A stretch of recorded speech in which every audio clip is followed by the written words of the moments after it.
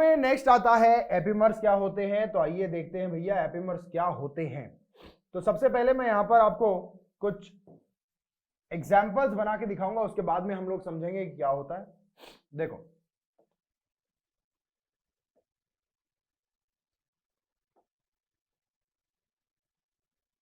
बड़ी होगी कि ये वाली लाइन थोड़ी, चलो ठीक है।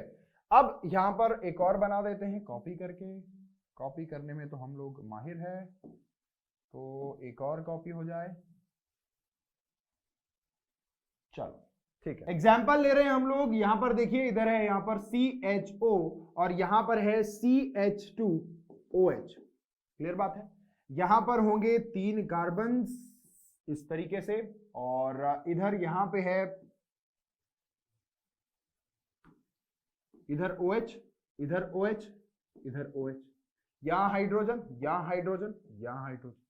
अब पंक्ति पे आ जाइए, इन्होंने कहा है टाइप ऑफ डायस्टीरियोमर्स, होंगे ये डायस्टीरियोमर्स, ठीक है, that differ in configuration of only one chiral centre are called as epimers. ये क्या कह रहे हैं, डायस्टीरियोमर्स तो हैं दोनों एक दूसरे के, बात यहां पे साफ है, लेकिन यहां पर एक कायरल सेंटर ऐसा होगा जहां पे आपको कॉन्फ़िगरेशन चेंज मिलेगा, आर है तो एस मिलेगा, एस है तो आर मिलेगा, मतलब इसमें एस है तो यहां पे आपको आर मिलेगा, अभी जो हम बनाएंगे, अगर इसमें आर है तो इधर एस मिलेगा, इस तरीके से ये कह रहे हैं।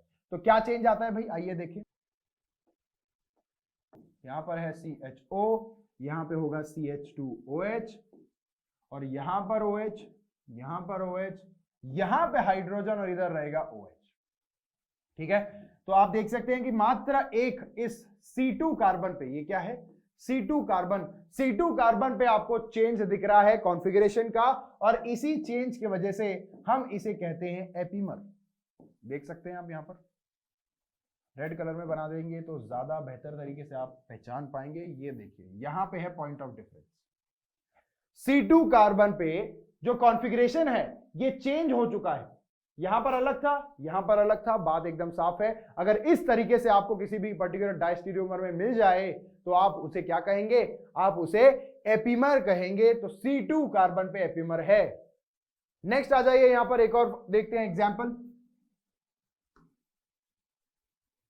1 2 3 एंड 4, यहां पर है CH2OH, यहां पर है CHO। अब देखिए ध्यान से, यहां पे OH, यहां पे OH, यहां पे OH और यहां पे OH, ठीक है। ये हमारा है कंपाउंड जिसे हम आइडोस कहते हैं।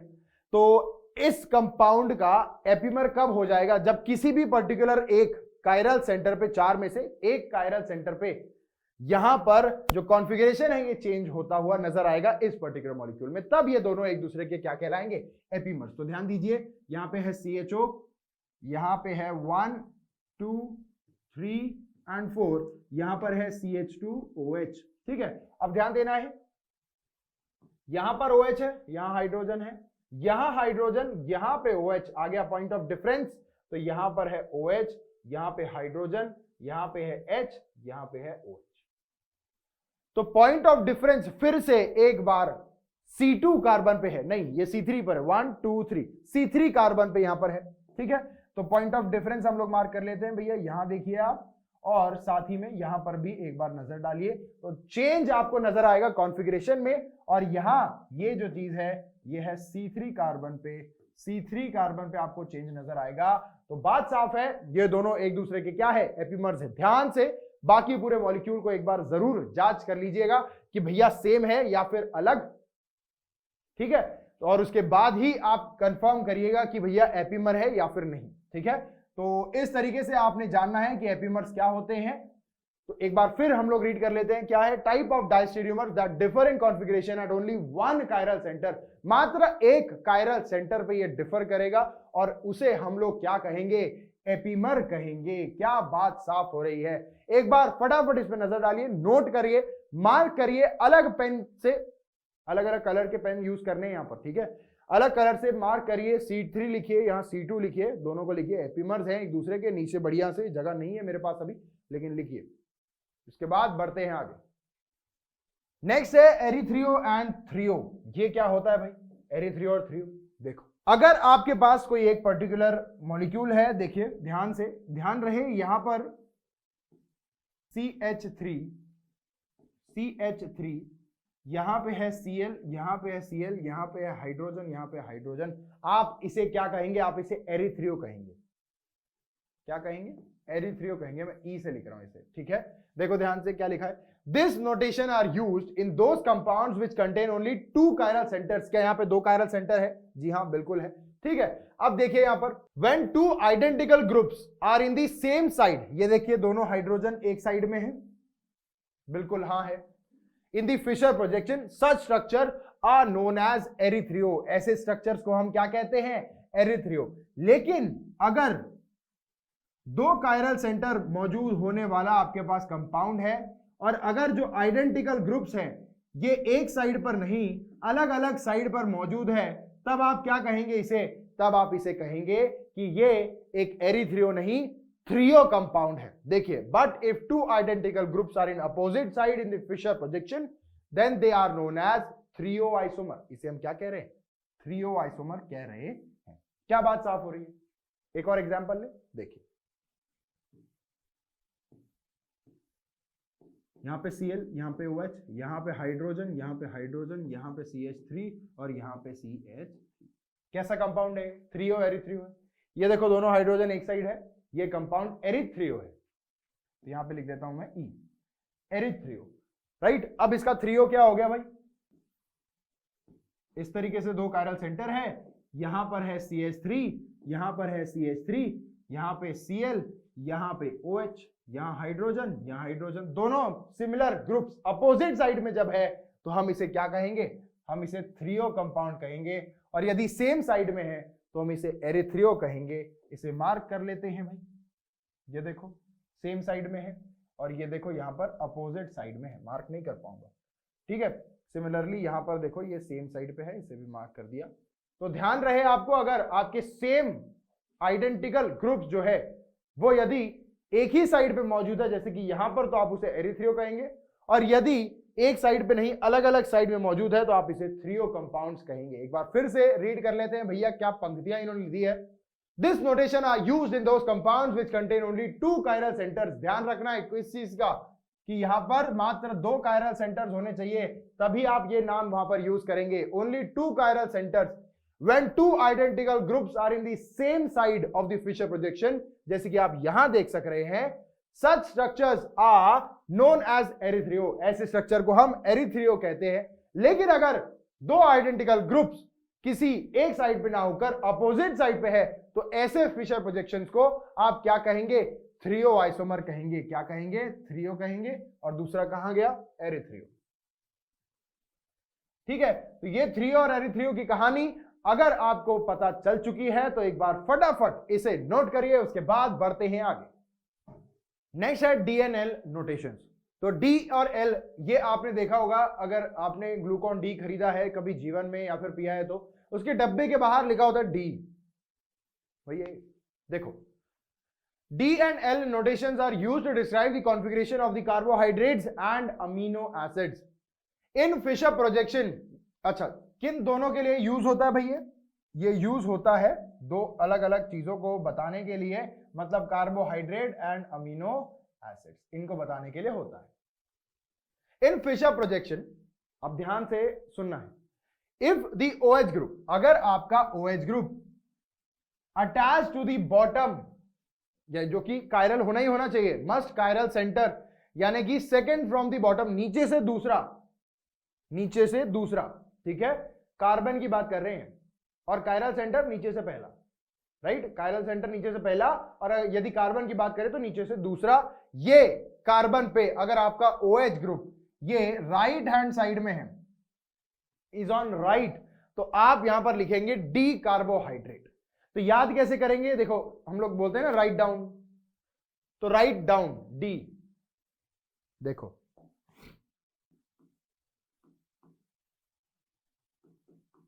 डाउन, राइट में है तो D, और लिफ्ट अप है ना, किसी चीज को उठाने के लिए हम कहते हैं ना लिफ्ट अप, तो लेफ्ट अप।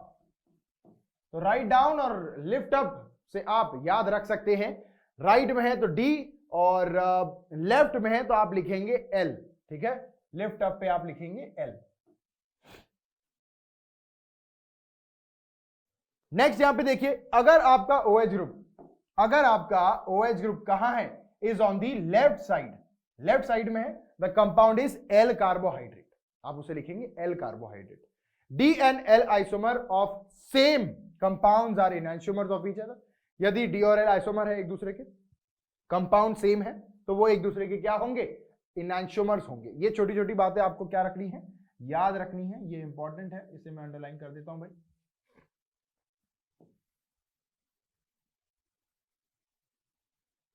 ठीक है, ये इंपॉर्टेंट है। Generally D carbohydrate is R while L carbohydrate is S. ये भी एक इंपॉर्टेंट लाइन है, इसे भी आपने याद रखना है। जनरली जो डी कार्बोहाइड्रेट होते हैं वो आर होते हैं, आर और एस, ये सुना है ना हमने, तो वो आर होते हैं, while the L carbohydrate is S. उनका जो कॉन्फ़िगरेशन होता है वो एस कॉन्फ़िगरेशन हो जाता है कई बारी। अच्छा, तो आइए एग्जाम्पल से चेक करते हैं कि क्या हम जो सीख रहे हैं वो सही है या फिर नहीं। आइए देखिए, तो सबसे पहला एग्जांपल है ग्लिसरॉल्डिहाइड का। तो यहां पर ग्लिसरॉल्डिहाइड में हम देख सकते हैं कि जो हमारा यहां पर OH ग्रुप है, नीचे से पहला कायरल सेंटर है और नीचे से दूसरा कार्बन है, ठीक है, ये वाला जो OH है ये राइट साइड में है, तो राइट के लिए हम क्या लिखते हैं, हम लिखते हैं डी, तो ये है डी ग्लिसरॉल्डिहाइड। यहां पर यदि हम देखें तो इधर है लेफ्ट साइड में, तो लेफ्ट के लिए क्या लिखते हैं हम लोग, एल, तो ये है एल ग्लिसरॉल्डिहाइड, इसे नीचे लिख देता हूं, ये है एल ग्लिसरॉल्डिहाइड। क्लियर बात है। अब आ जाइए यहां पर देखिए अमीनो एसिड्स, NH2 ग्रुप कहां है, सीधी सी बात है भाई, अमीनो एसिड्स के लिए आपको NH2 देखना है, यदि कार्बोहाइड्रेट है तो आपको OH देखना है। देखिए NH2 ग्रुप यदि है तो यहां पर अगर ये लेफ्ट साइड में है, राइट, लेफ्ट साइड में NH2 है तो ये आ गया L, और यदि ये NH2 ग्रुप आपको राइट साइड में मिल रहा है तो आप क्या लिखेंगे, R, ये क्या है, R अमीनो एसिड, ये है L अमीनो एसिड। अब आ जाइए यहां पर, नीचे से दूसरा कार्बन या फिर नीचे से पहला कायरल सेंटर, ये आपको देखना है। तो हम लोग कहां कहां देखने वाले हैं, एक तो यदि यहां देखेंगे और यहां देखेंगे। ये मॉलिक्यूल किसका है, ये है ग्लूकोज का मॉलिक्यूल, ठीक है। तो यहां पर OH है राइट साइड में, राइट साइड में है तो हम लिखते हैं डी, ये है डी ग्लूकोज, ये क्या है, डी ग्लूकोज है। और साथ ही में अगर हम लोग यहां देखें तो ये लेफ्ट साइड में OH होने के कारण अब हम इसे क्या कहेंगे, एल ग्लूकोज, ये क्या है, एल ग्लूकोज है, यह है एल ग्लूकोज और यह है डी ग्लूकोज, यह है एल अमीनो एसिड, यहां लिख देता हूं एल अमीनो एसिड, ठीक है, यह है आर अमीनो एसिड,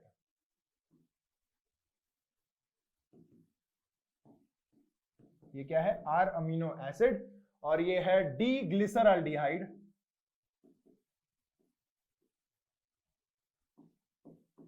ये है एल ग्लिसरॉल्डिहाइड, ठीक है। चलो, तो आई होप आपको डी कब लिखना है, एल कब लिखना है कार्बोहाइड्रेट्स में और अमीनो एसिड्स में, ये अच्छा खासा आप समझ में आ चुका होगा। एक बार फटाफट हम लोग रीड कर लेते हैं एक और बार। DNL rotations are used to describe the configuration of carbohydrates and amino acid. सबसे पहले तो ये बात थी।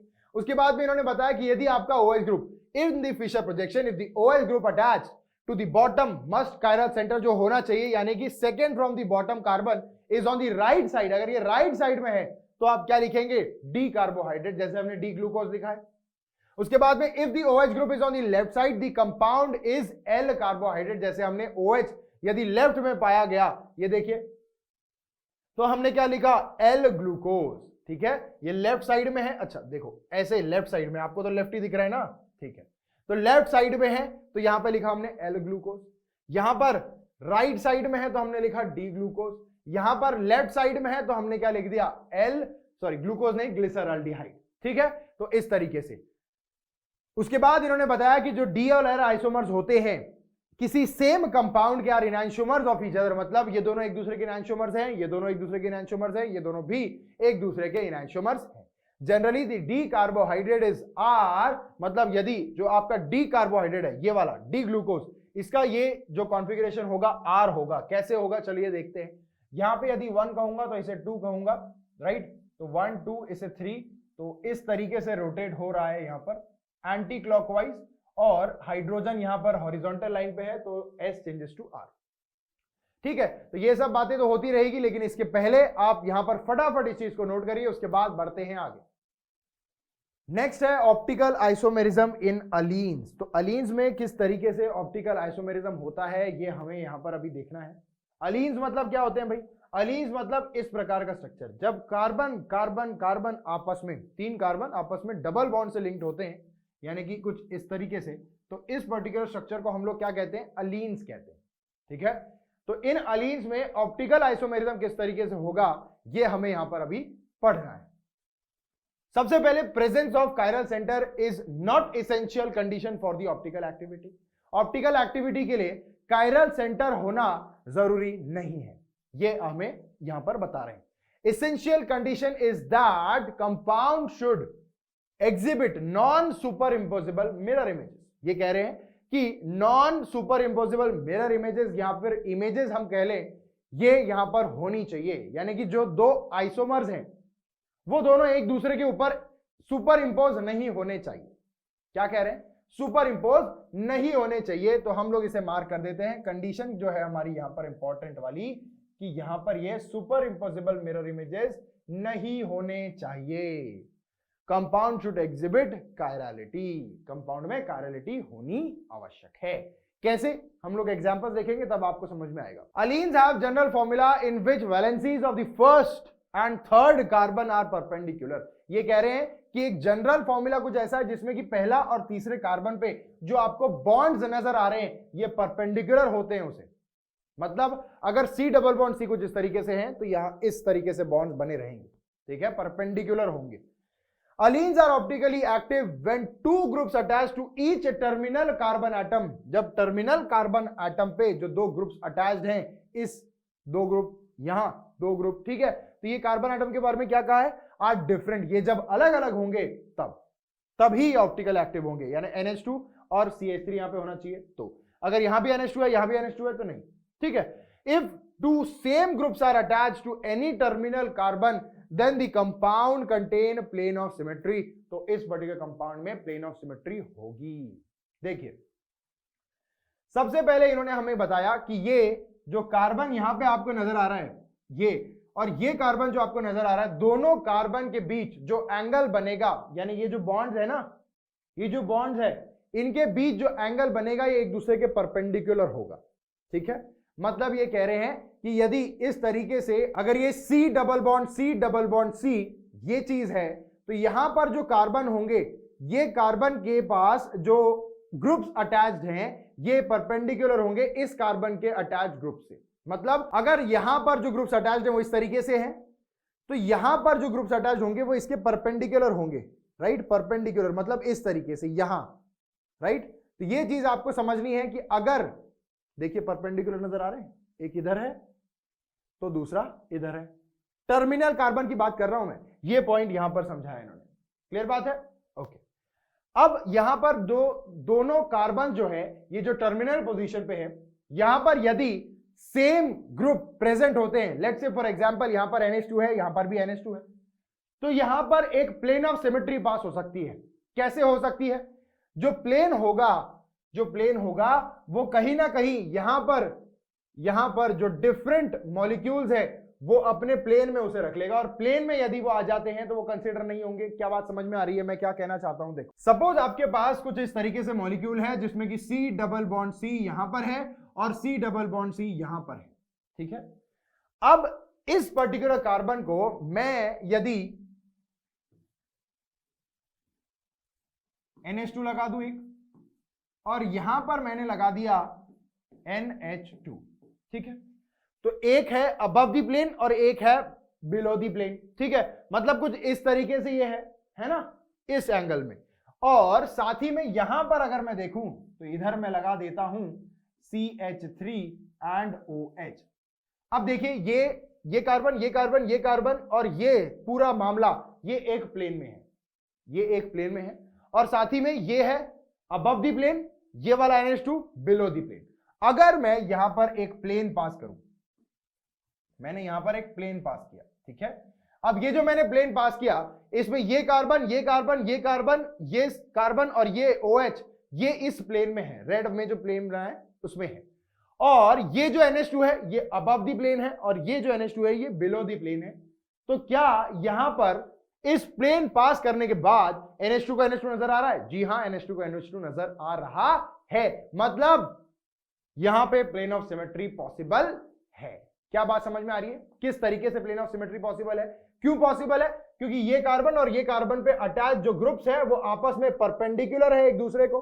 तो मतलब एक दूसरे को परपेंडिकुलर है, तो ये प्लेन और ये एक प्लेन हो गया। और ये परपेंडिकुलर कब होगा? जब ये इस प्लेन के पीछे और आगे लगा होगा इस तरीके से, तभी तो परपेंडिकुलर हुआ ना इसको। क्लियर बात है?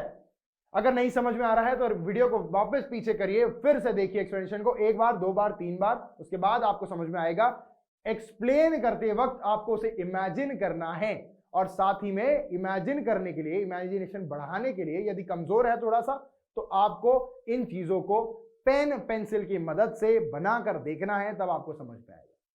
ठीक है, तब आपको चीजें समझ में आने लगेगी। ठीक है, तो आई होप आपको ये सारी चीजें जो मैंने आप पे बताई है वो समझ में आई होगी। अगर नहीं समझ में आई है तो अभी हम लोग इसके कुछ एग्जांपल्स देखेंगे, उससे काफी बेहतर तरीके से आपको क्लियर हो रहा होगा। तो एक बार फटाफट इसे नोट कर लो, जो इंपॉर्टेंट पॉइंट्स मैंने बताए हैं वो नोट कर लो, क्या एक्सप्लेनेशन दिया है उसे हिंदी में वहां पर लिख लो, और उसके बाद बढ़ते हैं आगे। आइए एग्जाम्पल देखते हैं। यहां पर carbon double bond carbon double bond carbon, यहां पे लगा है CH3, यहां पे लगा है Cl, above the plane NH2, और यहां पे लगा है आपके पास में above the plane, below the plane chlorine. अब इसका मिरर इमेज लेंगे भाई। मिरर इमेज हम लेते हैं अगर, तो यहां पे किस तरीके से बन जाता है ये पर्टिकुलर चीज, तो आइए देखें। Carbon double bond carbon double bond carbon, ये तो सेम रहेगा। इसके बाद में अगर देखें तो यहां पर होगा CH3, मिरर इमेज है, CH3 को CH3 नजर आना चाहिए। उसके बाद में Cl को Cl नजर आना चाहिए, नजर आ रहा है। और उसके बाद में यहां पर अबव द प्लेन NH2 है, और बिलो द प्लेन क्या है? Cl। अब आप मुझे बताइए कि क्या ये दोनों मिरर इमेजेस आपस में सुपर इंपोजिबल है या फिर नहीं। तो मैं आपको बता दूं, ये दोनों आपस में नॉन सुपर इंपोजिबल है। नॉन सुपर इंपोजिबल इमेजेस हैं, और साथ ही में ये ऑप्टिकली एक्टिव भी है। ऑप्टिकली एक्टिव कंपाउंड है।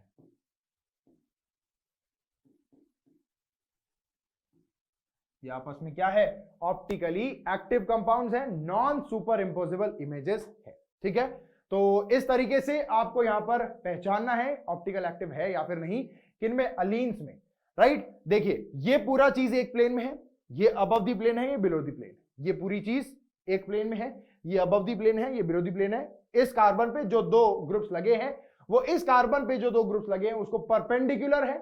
जी हां बिल्कुल, ये अलीन्स है। और अगर दोनों को हम कंपेयर करना चाहें तो दोनों के दोनों ऑप्टिकली एक्टिव है, क्योंकि यहां पर कोई भी प्लेन ऑफ सिमेट्री यहां पर पास तो नहीं हो रही। यदि पास होती तो ऑप्टिकली इनएक्टिव हो जाते। ठीक है, और साथ ही में non superimposable mirror images भी है। तो एग्जांपल यहां पे मैंने आपको दे दिया है, फटाफट इसे नोट करिए, उसके बाद बढ़ते हैं आगे। अब नेक्स्ट आता है कि अल्किलिडीन्स क्या है और इसके ऑप्टिकल एक्टिविटी को हम लोग कैसे पहचानेंगे। तो एकदम आसान है, सेम है जैसा कि हमने अलीन्स में देखा, एकदम सेम। बस अल्किलिडीन्स में होता यह है कि एक कार्बन कार्बन डबल बॉन्ड की जगह वहां पर होता है एक रिंग। 4 मेंबर्ड हो सकता है, 6 मेंबर्ड हो सकता है। दोनों एग्जांपल्स मैं आपको बताऊंगा, ध्यान दीजिए। देखिए सबसे पहले यहां पर मैं एक काम कर रहा हूं, 6 मेंबर्ड वाला एग्जांपल ले लेते हैं। ये 6 मेंबर्ड रिंग है और इसको यहां पर लगा है डबल बॉन्ड, यहां पे कार्बन और इधर लगा है, एग्जांपल ले रहे हैं हम लोग यहां पे X और यहां पे Y, दोनों अलग अलग है। यहां पे ले रहे हैं हम लोग, अच्छा इसको अबव द प्लेन बना दें और इसको बिलो द प्लेन बना देते हैं। ठीक है, और यहां पर है दोनों अलग अलग, एक है A दूसरा है B। क्लियर? रिंग बना है, A और B है, X एंड Y है। ठीक है, ये रिंग इज इक्वल टू वो डबल बॉन्ड। ठीक है, इसमें कोई ज्यादा फर्क नहीं है, सब कुछ सेम है, बस डबल बॉन्ड की जगह यहां पर रिंग है, तो हम इसे अल्किलिडीन्स कहते हैं। अल्किलिडीन्स कहते हैं। साथ में साइक्लोअल्केन भी है, साइक्लोअल्केन और अल्किलिडीन। देखो अब एक और एग्जांपल देखते हैं, ऐसा ही ले लेते हैं, बस ऑप्टिकल एक्टिविटी में उसमें आपको समझाऊंगा दोनों को कंपेयर करके। तो इस तरीके से है आपका यहां पर रिंग, यहां पर लगा है ए, यहां पर भी ए, और यदि मैं यहां पर डबल बॉन्ड बनाकर इधर ये अबव द प्लेन एक्स कर दूं और इधर बिलो द प्लेन में वाई कर दूं, तो अब मुझे आप बताइए कि इस स्ट्रक्चर और इस स्ट्रक्चर में कौन सा ऑप्टिकली एक्टिव है। तो देखिए यहां पर ए और बी दोनों अलग अलग है, एक्स एंड वाई दोनों अलग अलग है, तो ये कंपाउंड क्या होगा, ये ऑप्टिकली एक्टिव कंपाउंड होगा। ठीक है, और अगर हम यहां पे आए तो यहां पर दोनों साइड में सेम यहां पर दिख रहा है ना, मतलब ए और ए सेम ग्रुप्स है, तो यहां पर प्लेन ऑफ सिमेट्री पास हो सकती है। यदि प्लेन ऑफ सिमेट्री पास हो गई तो वो ऑप्टिकली इनएक्टिव होता है, बात एकदम साफ है। तो ये ऑप्टिकली इनएक्टिव होगा OI। ठीक है, क्लियर है। अब ये लाइन पढ़ो, if one of the double bonds, एक डबल बॉन्ड, दोनों डबल बॉन्ड में का अलीन्स में जो दो डबल बॉन्ड्स होते हैं उसमें के एक डबल बॉन्ड की जगह हम लोग एक साइक्लिक रिंग रख दे, कंपाउंड इज नोन एज अल्किलिडीन साइक्लोअल्केन। क्या बात साफ है।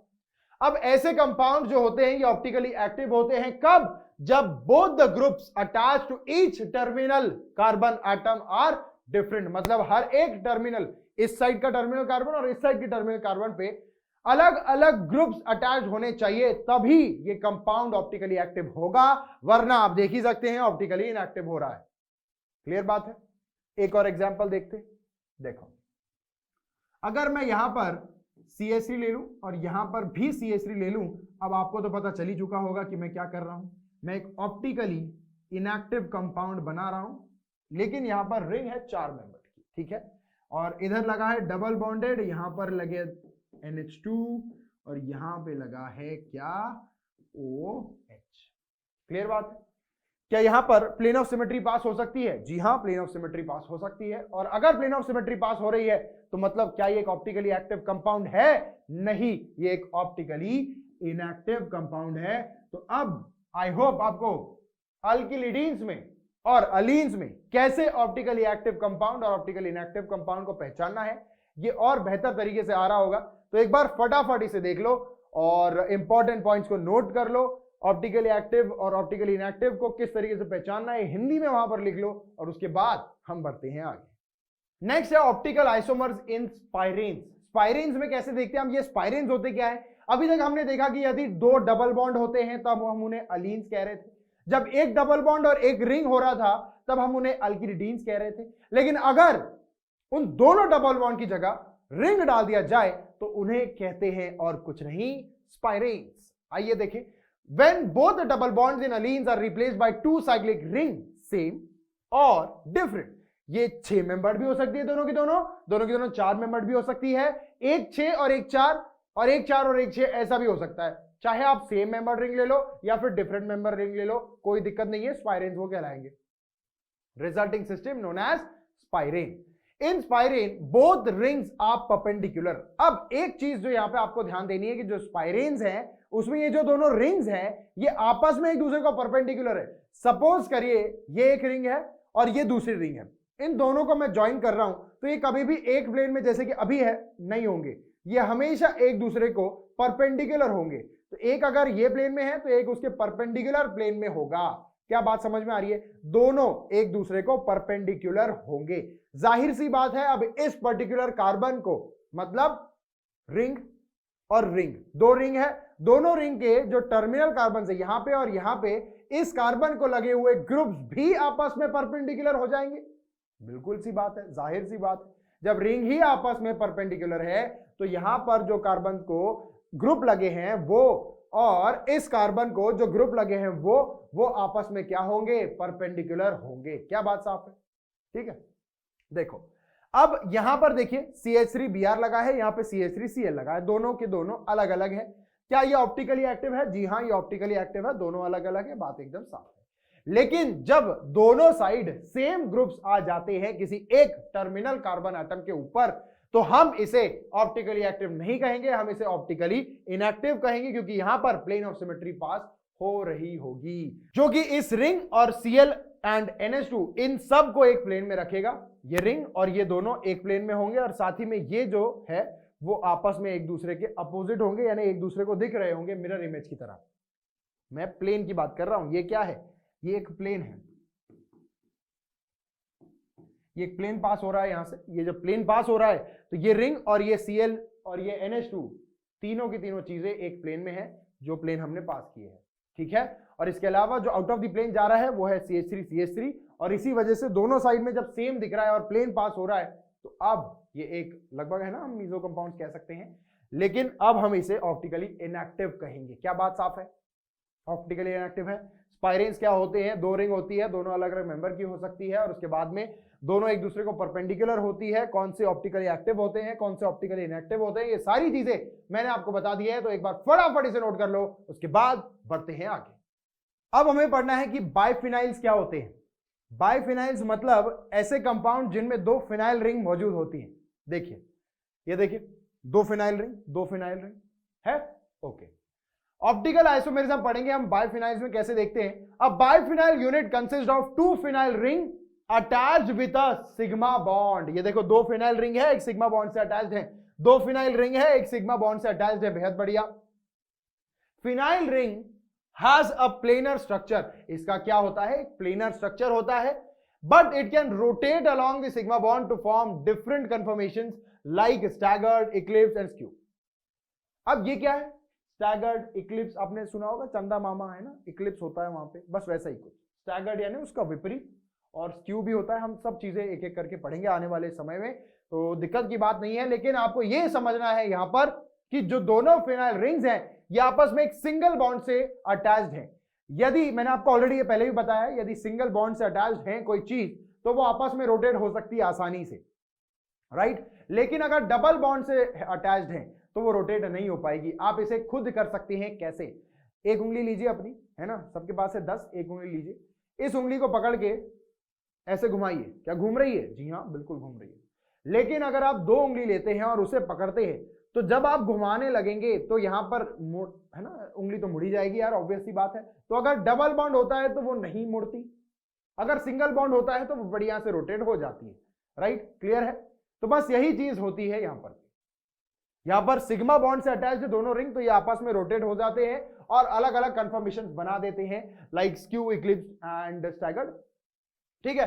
तो इस तरीके से आपको पता होना चाहिए कि भैया बाइफिनाइल्स क्या होते हैं। अगर हम लोग बात करें इक्लिप्स की, तो इक्लिप्स में ये दोनों आपस में आमने सामने होते हैं। अगर ये दोनों फिनाइल रिंग्स हैं तो ये ऐसे ही होंगे, ठीक है, ऐसे इक्लिप्स, यानी इसका हाइड्रोजन और इसका हाइड्रोजन एक दूसरे को ओवरलैप कर रहा होगा। अगर मैं यहां से देखूंगा तो, ठीक है, अगर यहां से देखूंगा तो मुझे तो दोनों दिखेंगे, लेकिन अगर यहां से देख रहा हूं तो मुझे दो हाइड्रोजन नजर नहीं आएंगे, क्योंकि वो एक दूसरे को क्या है? इक्लिप्स हो रहे हैं, इक्लिप्स हो रहे हैं, ठीक है। नेक्स्ट, अगर स्टैगर्ड है तब कैसे होगा स्टैगर्ड? स्टैगर्ड में भैया एक फिनाइल रिंग और दूसरी फिनाइल रिंग, ये दोनों आपस में क्या होगी? परपेंडिकुलर होगी। अब जाहिर सी बात है, जब परपेंडिकुलर होगी तो इसके भी हाइड्रोजन मुझे नजर आएंगे और इसके भी हाइड्रोजन मुझे नजर आएंगे। सीधी सी बात है, बोलो क्या बात समझ में आ रही है? देखो क्या कहा है इन्होंने, अब biphenyl unit consist of to phenyl rings attached with a sigma bond, और इस वजह से वो रोटेट भी हो रहे हैं। Phenyl ring has a planar structure but it can rotate along sigma bond to form different conformation. Planar structure तो होता है, लेकिन ये रोटेट हो सकते हैं क्योंकि सिग्मा बॉन्ड से कनेक्टेड है और रोटेट होकर अलग अलग कंफर्मेशंस बनाते हैं, स्टैगर्ड, इक्लिप्स एंड स्क्यू। क्या बात समझ में आ रही है? तो एक बार फटाफट इसे नोट कर लो, उसके बाद बढ़ते हैं आगे। नेक्स्ट, अब बाइफिनाइल्स के लिए ही कुछ इंपॉर्टेंट यहां पर बातें हैं जो हमें जानना जरूरी है, इसीलिए मैंने यहां पर नोट बनाकर दिया हुआ है। आइए इन्हें पढ़े। In an ortho substituted biphenyl compounds. Ortho substituted biphenyl compounds मतलब क्या? ये देखो, ये पर्टिकुलर चीज इसका ऑर्थो है, ये पर्टिकुलर चीज इसका मेटा है और ये पर्टिकुलर चीज इसका पैरा है। तो ये ऑर्थो पे हाइड्रोजन है, ठीक है, तो मतलब ये ऑर्थो सब्स्टिट्यूटेड है, दोनों की दोनों रिंग्स। बस यही चीज ये लोग कह रहे हैं। देखो, in ortho substituted biphenyl compounds due to steric hindrance the molecule has large energy barrier। steric hindrance के कारण बहुत ज्यादा एनर्जी बैरियर इन मॉलिक्यूल्स में होता है। क्यों भाई स्टेरिक हिंडरेंस क्यों हो रहा है? अब देखो, दो रिंग है, आपस में एक मात्र एक सिंगल बॉन्ड से अटैच्ड है, सिग्मा बॉन्ड, रोटेट होने की पूरी संभावना यहां पर है। साथ में दोनों के दोनों रिंग खुद में ही बल्कि है, और साथ ही में अगर इनके ऑर्थो पोजीशंस पे यहां पर कोई ग्रुप्स लगे होंगे, इमेजिन करना है दो रिंग लगी है सिंगल बॉन्ड से कनेक्टेड, दो रिंग सिंगल बॉन्ड से कनेक्टेड, यहां पर दो रिंग्स हैं सिंगल बॉन्ड से कनेक्टेड है, और इसके ऑर्थो पोजीशंस पे यहां पर कुछ ग्रुप अटैच्ड हैं। जाहिर सी बात है ये रोटेट हो रहे हैं, तो ये जो ग्रुप्स जो अटैच्ड हैं वो आपस में कुछ स्टेरिक हिंडरेंस कर रहे हैं क्या? ये देखो, अगर मेरे पास एक कंपाउंड है, ये देखो यहां पर ये और ये आपस में जब रोटेट होंगे तो स्टेरिक हिंडरेंस तो यहां पे हो गई, यहां तो सिर्फ हाइड्रोजन है, लेकिन अगर कोई बड़ा ग्रुप आ जाए NH2OH ऐसे आ जाए तो स्टेरिक हिंडरेंस क्या यहां पे होगी? जी हां, बहुत ज्यादा स्टेरिक हिंडरेंस यहां पे होती है। तो इसी कारण ये कह रहे हैं कि इस स्टेरिक हिंडरेंस की वजह से the molecule has large energy barrier that is 75 to 150 kilojoule per mole, इतना एनर्जी बैरियर यहां पे होता है to produce different rotational isomers. मतलब रोटेट होने के लिए थोड़ी दिक्कत यहां पे जाती है, क्योंकि जब वो रोटेट होते होते आपस में आमने सामने आते हैं तो यहां पर काफी ज्यादा जिसे हम कहते हैं डिस्ट्रैक्शंस होते हैं, जिसे हम कहते हैं डिस्टॉर्शंस होते हैं, इसी वजह से एनर्जी बैरियर्स आते हैं, स्टेरिक हिंडरेंस भी कह सकते हैं हम इसे, और ये एनर्जी बैरियर के कारण यहां पे थोड़ा सा दिक्कत हो जाती है, which can be optically active or inactive depending upon their chiral properties। ये दोनों कंपाउंड्स रोटेट होने के बाद का और रोटेट होने के पहले का ये दोनों ऑप्टिकली एक्टिव हो सकते हैं, राइट, डिपेंड करता है उनकी chiral प्रॉपर्टीज पे। अब for biphenyl compounds to exhibit optical isomerism, यदि आपके बाइफिनल कंपाउंड को ऑप्टिकली एक्टिव होना है तो ये चीजों पे वो पास होना चाहिए, तभी वो ऑप्टिकली एक्टिव होगा। सबसे पहली बात, both phenyl ring should be perpendicular to each other, दोनों की दोनों फिनाइल रिंग आपस में परपेंडिकुलर होनी चाहिए। Next, both ring should be substituted at ortho position, दोनों की दोनों रिंग ऑर्थो पोजीशन पर ही सब्स्टिट्यूटेड होनी चाहिए। क्या बात समझ में आ रही है? पहली बात परपेंडिकुलर होनी चाहिए, दूसरी बात ऑर्थो पोजीशन पर सब्स्टिट्यूटेड होनी चाहिए, तीसरी बात यह है कि neither ring should have plane of symmetry, कोई भी रिंग में प्लेन ऑफ सिमेट्री नहीं होनी चाहिए, यदि प्लेन ऑफ सिमेट्री होती है तो वो ऑप्टिकली इनएक्टिव कहला दिया जाएगा। क्लियर बात है?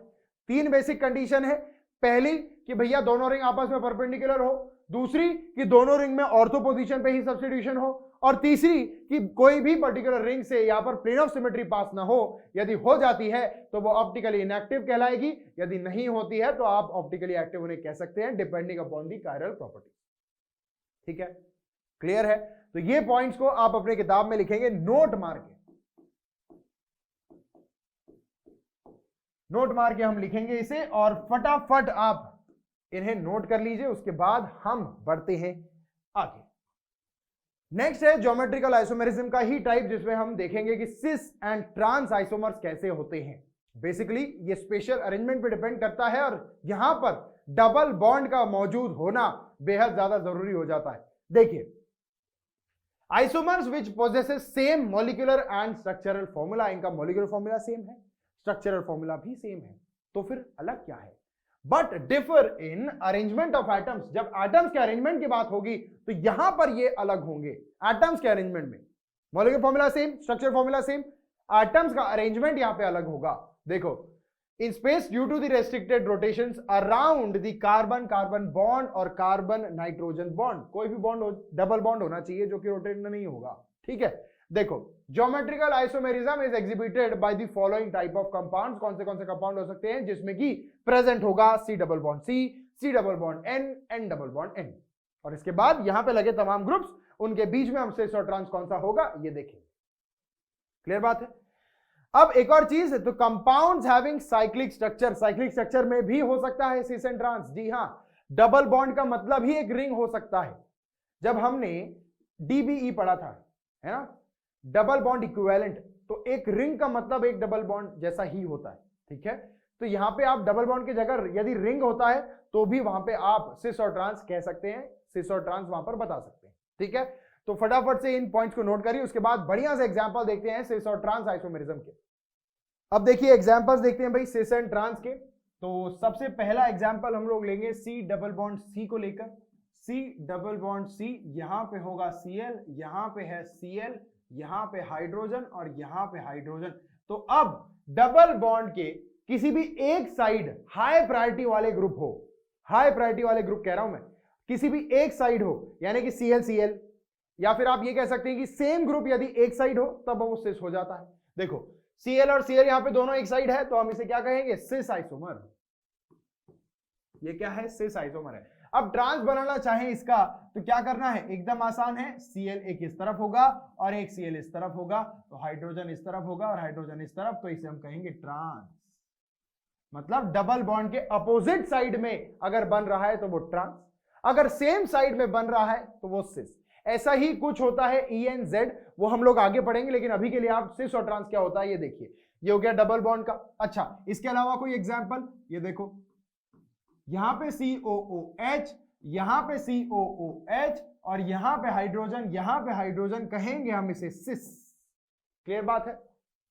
अब देखो, क्या रिंग की भी बात हमने कही थी? जी हां, रिंग की बात हमने कही थी। तो यहां देखिए, यहां पर अगर CH3 है, यहां हाइड्रोजन है, यहां CH3 है और यहां हाइड्रोजन है, तो ये एक सिस आइसोमर है।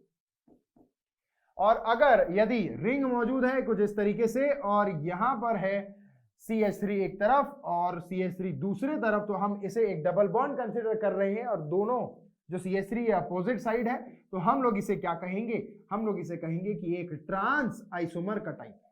क्लियर बात है।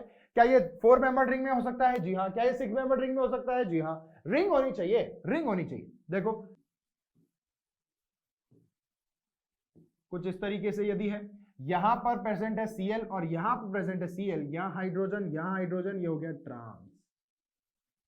और अगर कुछ इसी तरीके से 6 मेंबर रिंग है हमारे पास में और यहां पे प्रेजेंट है CHO, यहां प्रेजेंट है CHO, यहां पे हाइड्रोजन, हम इसे कहेंगे सिस आइसोमर। क्या बात समझ में आ रही है? कैसे सिस और ट्रांस को हमें पहचानना है, ये मैंने आपको अभी तक बहुत सारे एग्जांपल्स देके समझाया है। एकदम आसान चीज है, बिल्कुल भी टेंशन लेने वाली बात नहीं है। एक रिंग का मतलब ही डबल बॉन्ड, जैसा हमने पहले सीखा वैसा ही, राइट। तो रिंग का मतलब ही डबल बॉन्ड होता है, तो रिंग में भी उसी तरीके से होगा जैसे कि डबल बॉन्ड के आसपास होगा। अब यहां कार्बन कार्बन भी हो सकता है, कार्बन नाइट्रोजन हो सकता है, नाइट्रोजन नाइट्रोजन भी हो सकता है। क्या बात समझ में आ रही है? अगर हाँ तो एक बार फटाफट इसे नोट करो, उसके बाद बढ़ते हैं आगे। अब देखो, isomers which has identical groups on the same side of the double bond carbon is called as cis isomer, while isomers which has identical groups on the opposite side are called as trans isomer। ये मैं already आपको बता चुका हूं। Examples के तौर पे ये भी मैं आपको ऑलरेडी बता दिए हैं। देखिए यहां पर क्लोरीन और यहां पर क्लोरीन एक साइड है और यहां पे ये क्लोरीन और यहां पे ये क्लोरीन अपोजिट साइड है, तो हम इसे क्या कहेंगे, सेम साइड वाले को सिस और अपोजिट साइड वाले को ट्रांस। यहां पर ये CH3 और ये CH3 दोनों कहां है, सेम साइड है, तो हम इसे कहेंगे सिस। यहां पर ये CH3 और ये CH3 अपोजिट साइड है, तो हम कह रहे हैं इसे ट्रांस। एकदम आसान ये चीज है, फटाफट इसे भी नोट करो, उसके बाद बढ़ते हैं कुछ बेहतरीन एग्जांपल्स की ओर। क्योंकि सिस और ट्रांस आइसोमेरिज्म में सारा खेल डबल बॉन्ड के ऊपर है और हमें पता है डबल बॉन्ड्स आपस में रोटेट नहीं हो पाते हैं, इसी कारणवश क्या होता है, देखो, बिकॉज देयर होना चाहिए, यहां 3 लिखा है, because there is no rotation about a double bond, cis and trans isomers cannot interconvert, ये आपस में एक दूसरे से इंटरकन्वर्ट नहीं हो सकते हैं unless and until बहुत ज्यादा एक्सट्रीम कंडीशंस हो तो हो सकते हैं। ठीक है, this means that they can be separated. इसका मतलब क्या ये है कि हम ये ट्रांस और सिस को, जिसका molecular formula structure formula same है, इन्हें सेपरेट कर सकते हैं। जी हां, बिल्कुल कर सकते हैं। In other words, the two isomers are different compounds with different physical properties such as different boiling point, different dipole-dipole moments। ठीक है, ये सारी चीजें अलग होगी इनकी। लेट्स से फॉर एग्जांपल यहां पर ले रहा हूं ब्यूटीन को, CH3, यहां पे है हाइड्रोजन और यहां पे है हाइड्रोजन। ये क्या है, सिस टू ब्यूटीन। ये क्या है, सिस टू ब्यूटीन। इस साइड में हम लोग ले लेते हैं ट्रांस, ये है CH3, यहां पे डबल बॉन्ड, यहां पे CH3, यहां हाइड्रोजन होगा और यहां पे हाइड्रोजन। ये है ट्रांस टू ब्यूटीन। ठीक है, तो एक हो गया सिस टू ब्यूटीन, एक हो गया ट्रांस टू ब्यूटीन। अब इसके अगर हम लोग बॉइलिंग पॉइंट की बात करें तो यहां पर बॉइलिंग पॉइंट जो होता है इसका, ये लगभग आ जाता है 3.7 डिग्री सेल्सियस, 3.7 डिग्री सेल्सियस। और अगर हम लोग इसके डाइपोल मोमेंट की बात करें, डाइपोल मोमेंट इसका आएगा लगभग 0.33 डिबाई। ठीक है, तो ये आ गया इसका डाइपोल मोमेंट। अब इसकी अगर बात करें, डाइपोल मोमेंट इसका 0.33 क्यों आया है, 0 क्यों नहीं आया, क्योंकि डाइपोल मोमेंट कुछ इस तरीके से हम लोग मेजर करेंगे, दोनों यहां पर एक रिजल्टेंट होगा इस तरफ और वो रिजल्टेंट का वैल्यू है इतना। अब अगर हम लोग यहां की बात करें तो यहां पे डाइपोल मोमेंट जा रहा है कुछ इस तरीके से और यहां पे जा रहा है कुछ इस तरीके से, तो दोनों अपोजिट साइड में है, तो ये आपस में एक दूसरे को कैंसिल कर देते हैं और डाइपोल मोमेंट जो इसका आ जाता है वो 0 हो जाता है।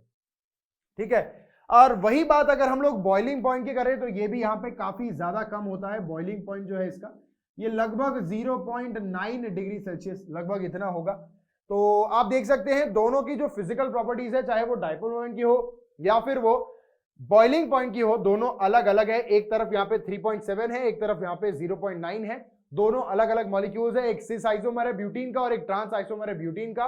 तो साफ बात यहां पे है कि भैया अगर आपका मॉलिक्यूलर फॉर्मूला सेम है, स्ट्रक्चरल फॉर्मूला सेम है, लेकिन यहां पे अरेंजमेंट उनकी स्पेस में अलग अलग हो जाती है, मतलब सिस और ट्रांस आइसोमर वो हो जाते हैं, तो आप इन्हें बेहतरीन तरीके से सेपरेट भी कर सकते हैं, अनलेस एंड अनटिल कोई हार्श कंडीशंस यहां पे ना हो, एक्सट्रीम कंडीशंस ना हो। उसके अलावा यहां पे अगर जो डाइपोल मोमेंट होता है या फिर जो बॉइलिंग पॉइंट होता है, तमाम फिजिकल प्रॉपर्टीज होती है, ये इन दोनों की अलग अलग होंगी क्योंकि ये दोनों अलग अलग कंपाउंड्स हैं। क्लियर बात है? आई होप ये बात आपके खोपड़िया में एकदम बढ़िया से घुस चुकी होगी, और यदि हां तो एक बार फटाफट इसे नोट करिए, उसके बाद बढ़ते हैं आगे। अब बात करें सिस और ट्रांस आइसोमर के रोटेशन की, तो क्या ये हो सकते हैं? जी हां, एक्सट्रीम कंडीशन में हो सकते हैं, जैसे कि हमने देखा था। तो कैसे होते हैं देखो, अगर मेरे पास में लेट्स से फॉर एग्जांपल यहां पर एक मॉलिक्यूल है CH3 डबल बॉन्ड, यहां पे C2H5 है और यहां पे हाइड्रोजन, यहां पे हाइड्रोजन। यदि मैं इसे हीट करता हूं या फिर लाइट पास करता हूं यहां पर बहुत ज्यादा, है ना, 180 डिग्री से भी ज्यादा, या फिर मैं यहां पर लाइट पास करता हूं काफी ज्यादा समय के लिए, तो एक समय ऐसा आता है कि डबल बॉन्ड इस हाई एनर्जी की वजह से, ये हीट एब्जॉर्ब करने की वजह से ये टूट जाता है, और टूट जाने के बाद आसानी से रोटेट हो जाता है। अब आसानी से जब ये रोटेट हो जाता है तो रोटेशन के बाद आपका नया मॉलिक्यूल कुछ इस तरीके से C2H5 दिखेगा, और यहां हाइड्रोजन, यहां पे हाइड्रोजन। ये क्या था? ये था इसका सिस आइसोमर, और ये क्या हो गया? ये हो गया ट्रांस। क्या बात समझ में आई? देखो, cis and trans isomer can be interconverted only under extreme conditions. Interconversion occur when the molecule absorbs sufficient heat or light.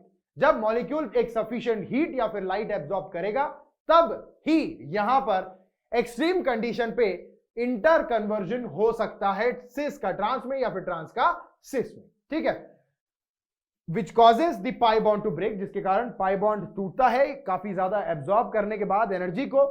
Once the pi bond is broken, जब एक बार ये पाई बॉन्ड ब्रेक हो जाता है, अब रोटेशन बहुत easily हो जाएगी, और ये जो सिग्मा बॉन्ड है यहां पे रोटेशन हो सकती है। रोटेशन होने के बाद आपको मिलेगा सिस का ट्रांस, ट्रांस का सिस। क्लियर बात है? आई होप ये आपको समझ में आ चुका होगा। एक बार फटाफट इसे नोट करो, उसके बाद बढ़ते हैं आगे। तो यहां पे प्रेजेंट होता है C6H5, ये लगा हुआ होता है डबल बॉन्ड को, यहां पे लगा होगा N और इधर लगा हुआ होगा OH। एक लोन पेयर यहां पे होता है इस तरीके से, और यहां पे होगा हाइड्रोजन। अब ध्यान से जो यहां पर लिखा गया है उसे पढ़िए। In aldoxime when H and OH group are on the same side, जब आपका H और OH ग्रुप एक ही साइड में मौजूद होता है, तब आप इसे क्या कहते हैं? आप इसे क्या कहेंगे? सिन कहेंगे। अभी तक हम इसे सिस कह रहे थे, लेकिन अब यहां पर अल्लोक्साइन के केस में हम इसे क्या कहेंगे? सिन कहेंगे। लेट्स से अगर ये हाइड्रोजन और OH अपोजिट साइड में होते तो क्या होता? देखो भाई, C6H5 ये लगा है एक डबल बॉन्ड को, जहां पे लगा है N, और इधर यहां पर हम लोग एक लोन पेयर बना रहे हैं, यहां पे है OH और यहां पे लगा है हाइड्रोजन। अब ये जो हाइड्रोजन है और OH है, ये आपस में अपोजिट साइड पे है। यहां पे हाइड्रोजन और OH एक साइड पे थे, सेम साइड पे थे, तो हम इन्हें क्या कह सकते हैं? सिन कह सकते हैं। और अगर ये अपोजिट साइड पे हो जाते हैं तो हम इसे अब ट्रांस नहीं, हम इसे एंटी कहेंगे। क्या कहेंगे? एंटी कहेंगे। क्या बात समझ में आ रही है? फटाफट से देखो एक बार। लोन पेयर्स हैं यहां पर, ठीक है, ये लोन पेयर है, ये OH और H की कहानी है। अगर H और OH आपस में एंटी है, मतलब अपोजिट साइड में है, तो एंटी कहेंगे। अगर सेम साइड में है तो हम इसे सिन कहेंगे। और अगर बात यहां पे अजो कंपाउंड्स की होती है, तो अजो कंपाउंड्स के लिए क्या सेम तरीका है? AZO। अजो कंपाउंड्स क्या होते हैं भाई? अजो कंपाउंड मतलब नाइट्रोजन और नाइट्रोजन के बीच में डबल बॉन्ड, यहां पे है C6H5 और यहां पर लगा है C6H5। यहां पे कोई हो ना हो ऑब्वियसली बात है, लोन पेयर्स होंगे, बनाओ ना बनाओ कोई दिक्कत नहीं। अगर सेम साइड में आपका C6H5 है तो ये होगा सिन, SYN सिन।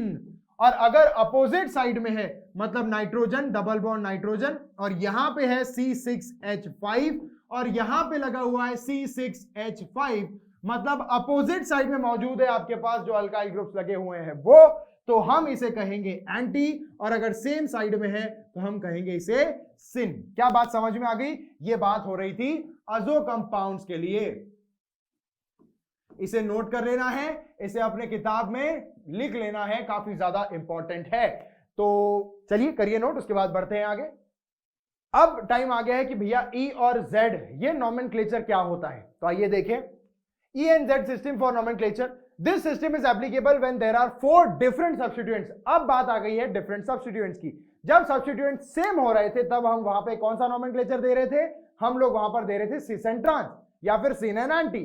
अब अगर सब्स्टिट्यूएंट्स ही अलग अलग है तब हम लोग क्या करेंगे? अब हम लोग नाम देंगे ई और जेड। एकदम आसान है, देखिए कैसे।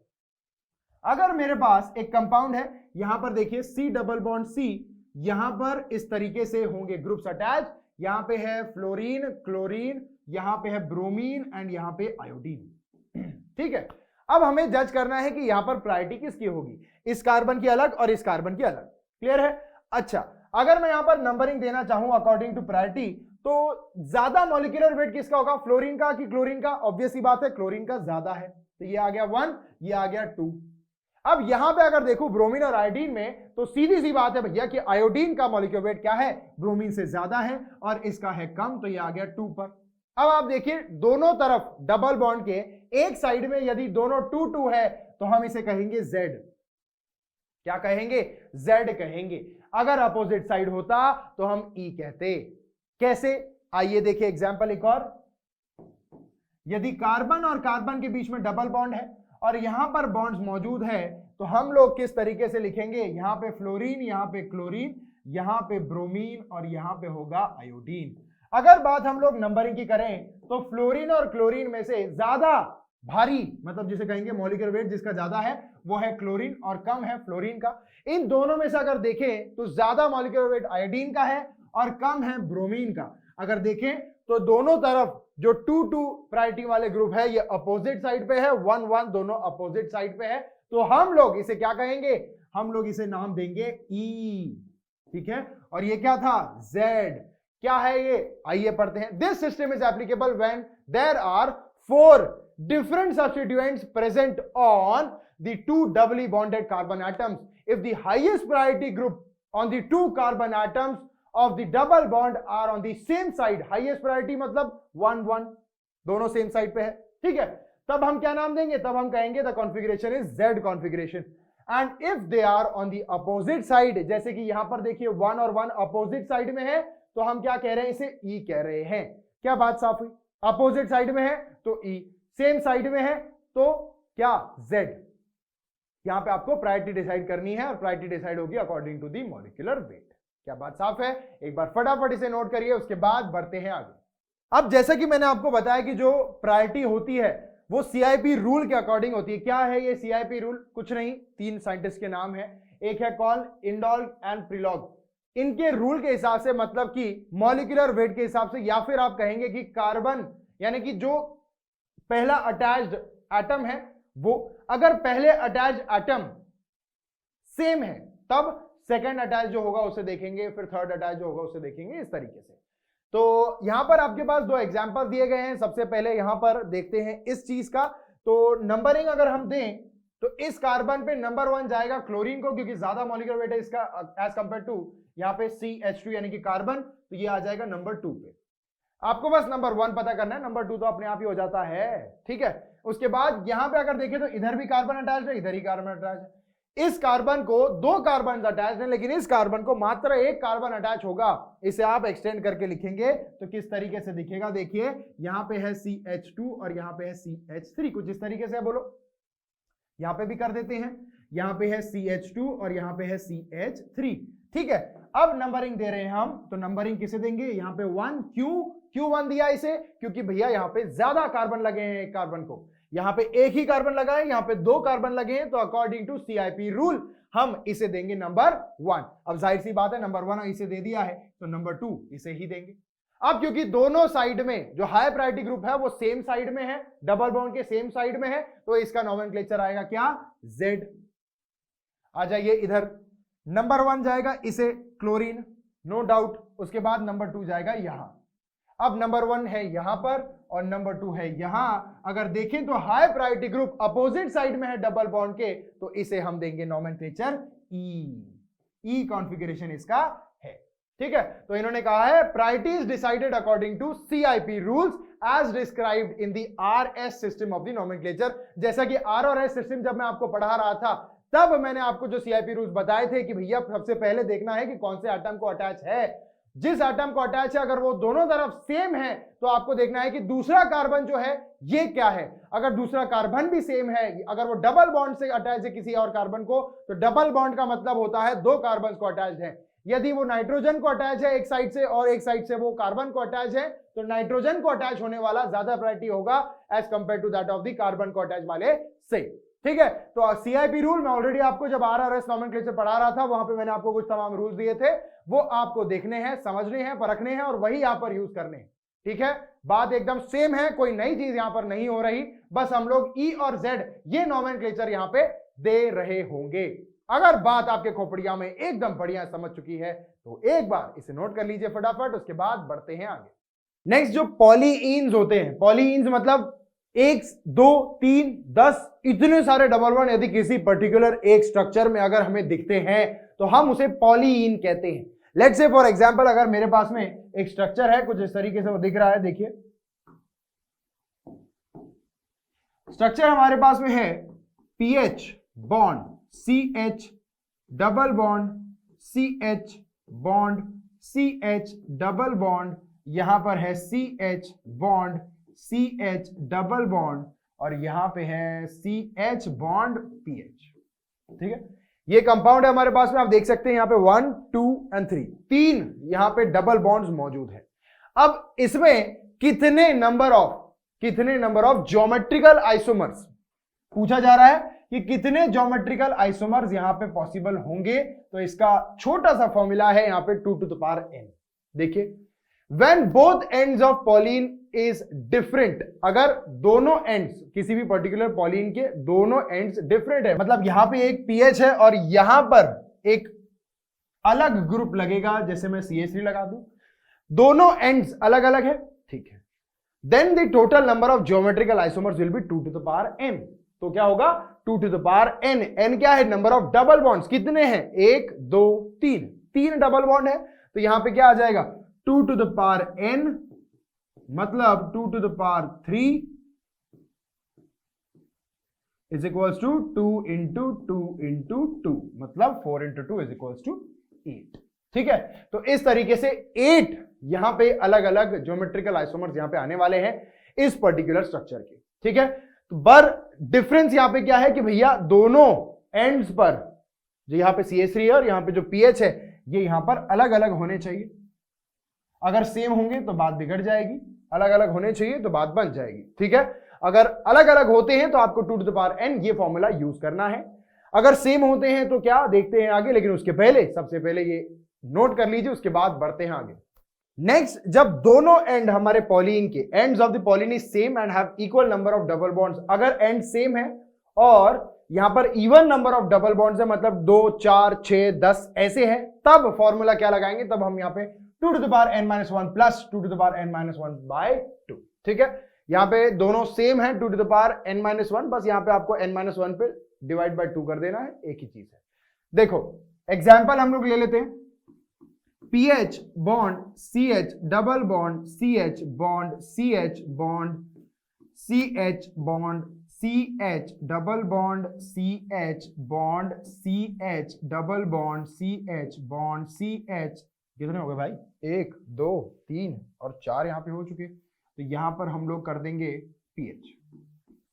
अब देखो, when both ends of the polyene is same, क्या दोनों एंड्स सेम है? जी हाँ, यहां पर भी पीएच लगा है और यहां पर भी पीएच लगा है। साथ में इन्होंने कहा है have even number of double bonds, मतलब even number of double bonds यहां पे होते हैं 1 2 3 4, 4 डबल बॉन्ड्स हैं, मतलब एक इवन नंबर में यहां पर डबल बॉन्ड मौजूद है। तो हम लोग फॉर्मूला यहां पर ये वाला यूज कर सकते हैं। तो फॉर्मूला क्या है? n इक्वल टू पहले सबसे पहले लिख देंगे 4, ठीक है। फॉर्मूला है 2 to the power n minus 1 plus 2 to the power n minus 1 by 2, ये फॉर्मूला है। अच्छा, n क्या है? n इक्वल टू 4, तो 2 to the power 4 minus 1 plus 2 to the power n कितना है? 4 माइनस 1 कितना हो जाएगा? 3 बाई 2, कुछ इस तरीके से, ठीक है। इसे सॉल्व करिए, मिल जाएगा आपको आपका आंसर 4 माइनस, यहां पे देखो। अब n की वैल्यू ऐड कर लेते हैं। n की वैल्यू क्या है? 2 to the power n minus 1। अच्छा, तो 4 माइनस 1 यहां पे आ जाएगा 3 प्लस n माइनस 1 बाई 2, तो यहां पे अगर हम उसे सॉल्व कर दें तो यहां पे आ जाएगा 2 टू द पावर 1, तो ये आ गया 2 टू द पावर 3 मतलब हो गया 8 प्लस 2 टू द पावर 1 मतलब 2, ये हो गया 10। क्लियर बात है? तो आंसर क्या आ गया इसका? 10। तो कितने ज्योमेट्रिकल आइसोमर्स यहां पे पॉसिबल है? टोटल 10 ज्योमेट्रिकल आइसोमर्स पॉसिबल है।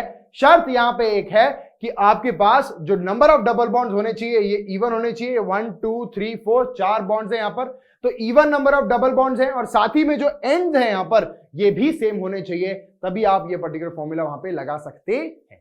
ठीक है, ये सॉल्व करते हो बोर्ड मास का रूल जरूर लगा लेना, नहीं तो फिर तो मामला बिगड़ जाएगा। ठीक है, चलिए फटाफट नोट करिए इसे, इसके बाद बढ़ते हैं आगे। नेक्स्ट है जब both the ends are same, दोनों एंड सेम है, ठीक है, लेकिन नंबर ऑफ डबल बॉन्ड्स यहां पे ऑड है, तब क्या करेंगे? आइए सबसे पहले तो एग्जांपल लिखते हैं। यहां पर है pH bond, CH double bond, CH single bond, CH double bond, CH single bond, CH double bond, CH single bond, PH। ठीक है, 1 2 3, कितने हैं? 3। दोनों साइड में सेम है, मार्क कर लेते हैं, यहां पर सेम, यहां पर सेम। ठीक है, तो अब ये फॉर्मूला हम लोग यूज कर सकते हैं। अगर सेम नहीं होता तो हम लोग क्या यूज करते? ये वाला फॉर्मूला यूज करते, लेकिन सेम है तो हम लोग अब ये वाला फॉर्मूला यूज करेंगे। ठीक है, अच्छा चलो कैलकुलेट करते हैं भाई, देखो ध्यान से। सबसे पहले यहां पर नंबर कितना है? 3 डबल बॉन्ड्स का, तो n इक्वल टू क्या आ गया? 3। फॉर्मूला हमारे पास में क्या है? फॉर्मूला है 2 to the power n minus 1 plus 2 to the power यहां पे n plus 1 divide by 2 minus 1। ठीक है, तो अब यहां पे क्या करेंगे? 2 टू द पावर n कितना है? 3 minus 1 plus 2 to the power यहां पे लिखेंगे 3 प्लस 1 बाई 2 माइनस 1। जब सॉल्व करेंगे तो ये आएगा 2 टू द पावर 2 मतलब कि 4 प्लस यहां पे होगा 4 by 2 is 2 minus 1 is 1, 2 to the power 1 is 2, तो यहां पे आ गया 6। तो आंसर हमारा आएगा 6 ज्योमेट्रिकल आइसोमर्स इसके पॉसिबल है जब दोनों साइड में सेम फंक्शनल ग्रुप या फिर हम कहेंगे ग्रुप अटैच्ड है, सेम ग्रुप्स अटैच्ड है, और साथ ही में जो डबल बॉन्ड्स हैं ये कितने हैं? ऑड नंबर में है, मतलब 3 है। ठीक है, तो ये फॉर्मूला आपको यूज करना है इस जगह पर। टोटल 3 फॉर्मूलेज मैंने आपको बताए हैं। जब बात आती है ज्योमेट्रिकल आइसोमर्स को पता करने की, कंडीशंस कुछ ऐसी है कि कई जगह पर ऐसा होगा कि भैया डबल बॉन्ड्स कितने भी हो, दोनों साइड में आपके पास अलग अलग ग्रुप्स लगे हैं, तब आप ये फॉर्मूला यूज करेंगे। उसके बाद में यदि डबल बॉन्ड्स आपके इवन है और दोनों साइड में सेम लगा हुआ है ग्रुप, तो आप ये वाला फॉर्मूला यूज करेंगे। And the third one is, अगर जो डबल बॉन्ड्स है इनका नंबर ऑड है और दोनों साइड में यहां पर आप देख सकते हैं कि जो ग्रुप लगा है वो सेम है, तब आप ये चीज यहां पर यूज करेंगे, ये वाला फॉर्मूला। ठीक है, अब दिक्कत यहां जाती है कि कंफ्यूजन हो जाता है कि भैया ये 2-4 फॉर्मूले आपने दिए हैं, थोड़ा सा कंफ्यूजन हो जाता है, सभी को होता है, उसमें कोई बड़ी बात नहीं है। तो ये टाइम पे आपको क्या करना है? एक पेज लेना है, पेज पर इन फॉर्मूलेस को लिखने, जिस दिन आप ये पढ़ रहे हो तब। ठीक है, आपको एक पेज पे ये फॉर्मूलेस लिखने हैं, किसके लिए कौन सा है, किसके लिए कौन सा है। आप जहां पढ़ने बैठते हैं वहां पर ये स्टिक कर देना है, और रोज सुबह पढ़ाई के पहले 1 हफ्ते तक इसे सुबह शाम पानी के साथ लीजिए। ठीक है, सुबह शाम पानी के साथ लीजिए और आप हो जाएंगे एकदम ठीक, आपको सब कुछ हो जाएगा याद। ठीक है, तो अगर याद करना है तो फटाफट इसे नोट करिए, उसके बाद बढ़ते हैं आगे। अब नेक्स्ट हमें पढ़ना है एक नई चीज जो कि है कन्फर्मेशनल आइसोमर्स। यहां पे आपकी इमेजिनेशन को आपको और एनहांस करना पड़ेगा, लेकिन अगर एक चीज एक बार अगर आपको आ गई तो फिर आप आसानी से उसे अप्लाई करते रहिए बाकी सारी चीजों में, ठीक है। तो क्या चीज की मैं बात कर रहा हूं, आइए पहले थोड़ा सा इंफॉर्मेशन कलेक्ट करते हैं, बाद में वो भी देखते हैं कि क्या चीज होने वाली है। अब the different arrangement formed by rotations about a single bond are conformations and a specific conformation is called as a conformer। ये कह रहे हैं कि जब आपके पास में दो कार्बन के बीच सिंगल बॉन्ड है तो आसानी से यहां पे रोटेशन हो रही है, ठीक है। अब ये जो रोटेशन यहां पे हो रही है अलग अलग, इसे क्या कहते हैं, इसे कहते हैं कन्फर्मेशन। और किसी एक रोटेशन को, किसी एक पर्टिकुलर रोटेशन को यहां पे आके मैं रोक दी, ठीक है, इस रोटेशन को क्या कहते हैं, कन्फर्मर। इस रोटेशन को क्या कहते हैं, एक दूसरा कन्फर्मर। इस रोटेशन को क्या कहेंगे, एक दूसरा कन्फर्मर। मतलब अलग अलग रोटेशंस को एक स्पेसिफिकली हम कहते हैं कन्फर्मर। अगर सबको एक साथ कहना है तो हम कहते हैं कन्फर्मेशंस। क्लियर बात है, ओके। और इनके जब आइसोमर्स हमें मिलते हैं तो हम कहते हैं कन्फर्मेशनल आइसोमर्स।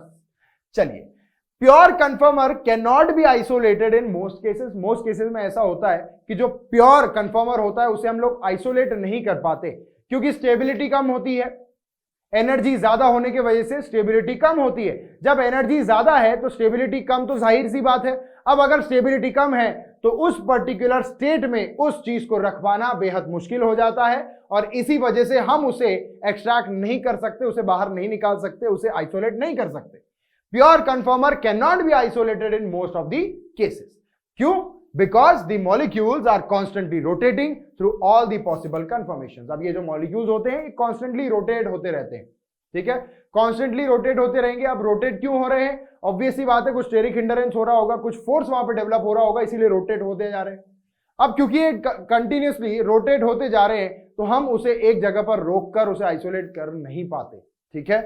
चलिए अब देखिए, an analysis of the energy changes associated with a molecule undergoing reaction या फिर rotation हम कहें about single bond is called as the conformational analysis। इसी का analysis को हम क्या कहते हैं, conformational analysis।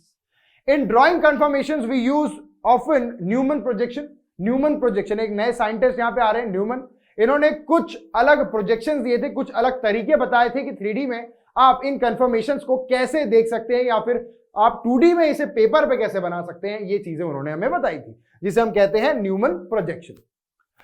A way of drawing a molecule looking straight down the bond connecting the two carbon. मतलब एक कार्बन यहां है, दूसरा कार्बन उसके सामने है, तो यहां से अगर आप उसे देख रहे हैं, समझो आप देख रहे हैं उसे, तो किस तरीके से ये दोनों कार्बन दिखेंगे और किस तरीके से इसको लगे हुए, इन्हें लगे हुए बॉन्ड्स आपको नजर आएंगे, इसका तौर तरीका न्यूमन अंकल ने हमें बताया और इसका नाम उन्होंने रखा न्यूमन्स प्रोजेक्शन, ठीक है।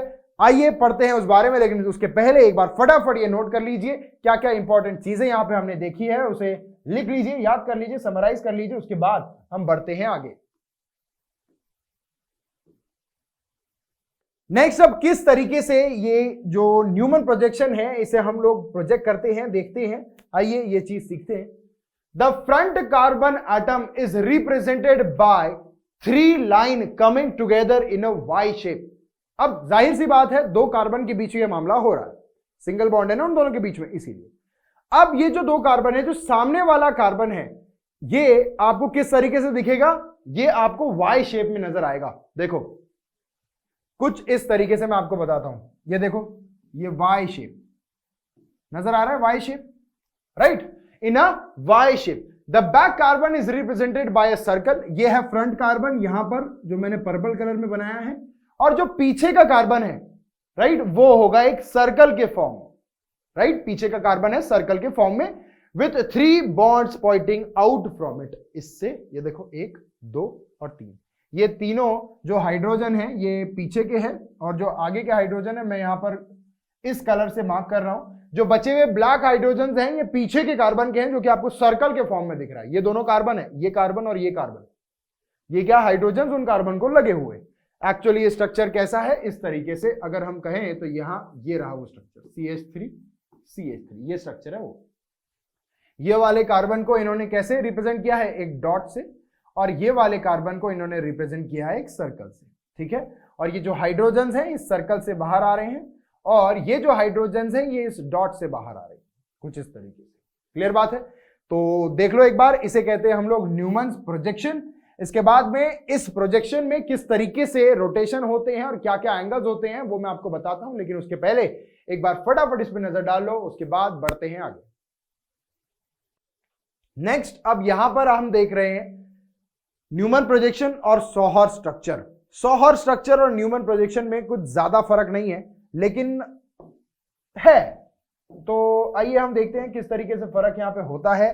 तो सबसे पहले मैं आप लोगों को बताऊंगा कि किस तरीके से आपको स्ट्रक्चर जानने हैं, कौन सा स्ट्रक्चर किसका कब होता है। तो ये सॉहर्स का स्ट्रक्चर भी मैं आपको बना के दिखाऊंगा, ध्यान से देखिए, मैंने इसे इरेज कर दिया है। अब हम लोग बनाएंगे बढ़िया तरीके से सॉहर्स का भी स्ट्रक्चर। चलिए, अच्छा ये क्या है? ये एक न्यूमन प्रोजेक्शन है। इस न्यूमन प्रोजेक्शन में आप देख रहे हैं हाइड्रोजन आपको दिख तो रहे हैं, लेकिन ये आपको दिखाना चाहते थे इसीलिए दिखे हैं, नहीं तो दिखते नहीं है। ये एक में के सामने है। इसे क्या कहते हैं? इक्लिप्स। इसे क्या कहते हैं? इक्लिप्स। ये क्या है? इक्लिप्स्ड है, राइट। तो इसका सॉहर्स स्ट्रक्चर किस तरीके से होगा? तो यहां पे पीछे वाला कार्बन कुछ इस तरीके से, ये यहां पर, और ये कुछ इस तरीके से। ये है इसका सॉहर्स प्रोजेक्शन। सॉहर्स क्यों कहा है भाई? घोड़े जैसा नहीं दिख रहा, 4 पैर है इसके, ठीक है, ये इसकी गर्दन, ये इसकी पूंछ। क्लियर बात है? तो सॉहर्स प्रोजेक्शन इसे कहा जाता है। नेक्स्ट, अब हम लोग देखेंगे कि भैया स्टैगर्ड क्या होता है। स्टैगर्ड का मतलब होता है 60 डिग्री के एंगल पे होना। मतलब जो पीछे वाला कार्बन है, ये जो सर्कल दिख रहा है, यहां पे जो हाइड्रोजन्स मौजूद हैं, इसे मैं अलग कलर से बनाता हूं ताकि आपको समझ में आए यार। देखो, यहां पर जो ब्लैक वाला कार्बन यानी जो पीछे वाला कार्बन है, इसके हाइड्रोजन्स, और ये जो रेड वाला सामने का कार्बन है, इन दोनों के बीच में जो एंगल होता है थीटा, ये कितना है? It is equal to 60 degree. ये 60 डिग्री का होता है। यहां पे 0 डिग्री का होता है, यहां पे 60 डिग्री का होता है। और अगर बात करें हम लोग स्टैगर्ड और इक्लिप्स के बाद, तो यहां पर हमें स्क्यू स्ट्रक्चर एक देखने को मिलता है, SKEW। इसमें क्या होता है? इसमें भैया कोई तो गिवन एंगल पे यहां पे होता है, जरूरी नहीं है हमेशा वही एंगल पे होगा, अपने मन का राजा है, ठीक है। तो यहां पे कुछ एंगल होता होगा फलाना ढिमकाना, राइट। तो इसे हम कहते हैं स्क्यू स्ट्रक्चर। स्टैगर्ड किसे कहते हैं? जब थीटा इक्वल टू 60 होता है, और इक्लिप्स जब कहते हैं जब थीटा इक्वल टू 0 होता है।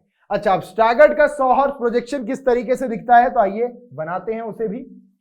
सामने वाला जो कार्बन है ये कुछ इस तरीके से, उसके बाद ये रहा उसके बीच का सिंगल बॉन्ड, और पीछे वाला वाई शेप में है, तो हम लोग इस तरीके से इसे लिखते हैं।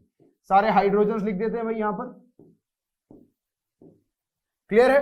तो ये रहा स्टैगर्ड का सॉहर्स प्रोजेक्शन जो आपको दिखने वाला है। नेक्स्ट, स्क्यू किस तरीके से दिखता है? जैसा ही ये है वैसा ही उसका सॉहर्स प्रोजेक्शन भी है।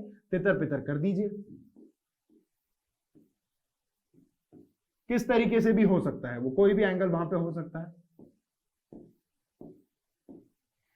तो ये इनके सॉहर्स प्रोजेक्शंस हैं, और ये है इनके न्यूमन प्रोजेक्शंस। तो मैंने आपको बता दिया कि इक्लिप्स किसे कहते हैं हम लोग स्टैगर्ड किसे कहते हैं, और हम लोग स्क्यू किसे कहते हैं। तो एक बार फटाफट ये अपने बुक में एकदम नीटली, एकदम बढ़िया से ड्रॉ करिए, उसके बाद बढ़ते हैं आगे।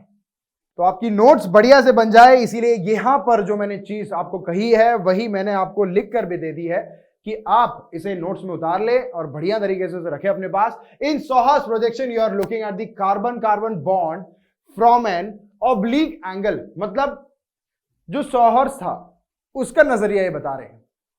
जो न्यूमन प्रोजेक्शन है उसे हम लोग तो ऐसे देख रहे हैं, तो सॉहर्स को हम लोग थोड़ा सा इस तरीके से टेढ़ा करके देख रहे हैं, एक ऑब्लिक एंगल पे देख रहे हैं, टेढ़े एंगल से देख रहे हैं, ठीक है। इसके बाद में जो न्यूमन प्रोजेक्शन होता है, इसे आप एक लेंथ के लाइन में देख रहे हैं, मतलब ये कार्बन उसके पीछे खड़े होकर आप देख रहे हैं, वो है न्यूमन प्रोजेक्शन। क्लियर बात है? The bond in front is represented by at a point, ठीक है। एक पॉइंट से रिप्रेजेंट किया जाता है सामने वाला कार्बन, और एक सर्कल से रिप्रेजेंट किया जाता है पीछे वाला कार्बन। इसके अलावा ये पॉइंट और ये सर्कल के जुड़े हुए जितने भी आपको बॉन्ड नजर आ रहे हैं, ये उसके अलावा वाले बॉन्ड्स यानी कार्बन के व्यतिरिक्त जो यहां पर बॉन्ड्स हैं हाइड्रोजन के साथ बनाए हुए, उसे शो कर रहा है। The conformations with angle theta equal to 0 is what? Is eclipsed conformation. And the conformation with an angle of 60 is called as staggered conformation. And any other intermediate, जैसे मैंने आपको कहा फलाना ढिमकाना एंगल अगर उसका होता है, इनसे विपरीत कोई एंगल होता है, कोई अलग एंगल होता है, तब हम उसे स्क्यू कंफर्मेशन कहते हैं। तो ये चीज आपके दिमाग में होनी चाहिए, तो फटाफट इसे नोट करिए, उसके बाद बढ़ते हैं आगे। नेक्स्ट अब आता है यहां पर कंफर्मेशंस ऑफ इथेन, जो कि काफी इंपॉर्टेंट है। इसका ग्राफ भी हम लोग देखने वाले हैं, नो डाउट, लेकिन सबसे पहले पढ़ लेते हैं कुछ इनके बारे में। In a sample of ethane gas at room temperature, the ethane molecules are rotating and their conformations are constantly changing. इनकी conformation जो होती है वो constantly change होते रहते हैं। The lowest energy conformation is the staggered conformation. जो staggered conformation होते हैं उनकी एनर्जी कब से सबसे कम होती है, यानी कि बताएंगे, बनाकर देखेंगे तब। With the electronic cloud and CH bond separate as much as possible. और इलेक्ट्रॉनिक क्लाउड जो होता है CH बॉन्ड में, ये जितना ज्यादा दूर रहेगा उतनी एनर्जी कम, ठीक है, जितना ज्यादा पास उतनी एनर्जी ज्यादा। सबसे पास किस में होता है? हमारे यहां पर इक्लिप्स्ड में। जब स्टैगर्ड हो जाता है तब दूर हो जाता है, इसीलिए एनर्जी कम हो जाती है। जब इक्लिप्स होता है तब काफी पास होते हैं एक दूसरे के, इसीलिए यहां पर रिपल्जन क्रिएट करते हैं, स्टेरिक हिंड्रेंस क्रिएट करते हैं, इसीलिए एनर्जी हाई हो जाती है। The highest energy conformation is in the eclipsed conformation with the electron cloud in CH bond closer together. ये आपस में काफी ज्यादा पास होती है। अच्छा, ये रहा इथेन का मॉलिक्यूल। अब हम लोग एक एक करके यहां पर इनके एंगल चेंज करेंगे और देखेंगे कैसे कैसे स्ट्रक्चर बनते हैं। तो सबसे पहले मैं यहां पर जो थीटा की वैल्यू है, ये थीटा की वैल्यू यदि आपके पास में 0 होती है, यदि थीटा इक्वल टू 0 ले लेता हूं मैं, तो यहां पर इक्लिप्स्ड कंफर्मेशन रहेगा, मतलब ये पीछे, एग्जैक्टली पीछे इसके लाइंस रहेगी। हाइड्रोजन कहां रहेंगे? सामने वाले कार्बन का, ये कार्बन के एग्जैक्टली, ये कार्बन का जो हाइड्रोजन इसके एग्जैक्टली पीछे रहेंगे इक्लिप्स्ड फॉर्म में। अब जब मैं इसे रोटेट कर दूं, ये जो पीछे वाला कार्बन है ये स्टीयरिंग जैसा दिख रहा है, स्टीयरिंग को यदि मैं रोटेट कर दूं बाय एन एंगल ऑफ 60, मतलब थीटा यहां पर कितना होगा? 60 डिग्री।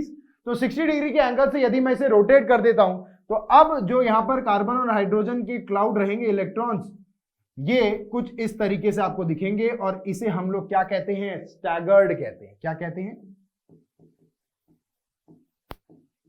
स्टैगर्ड कहते हैं। इसे हम लोग क्या कहते हैं? इक्लिप्स्ड कहते हैं।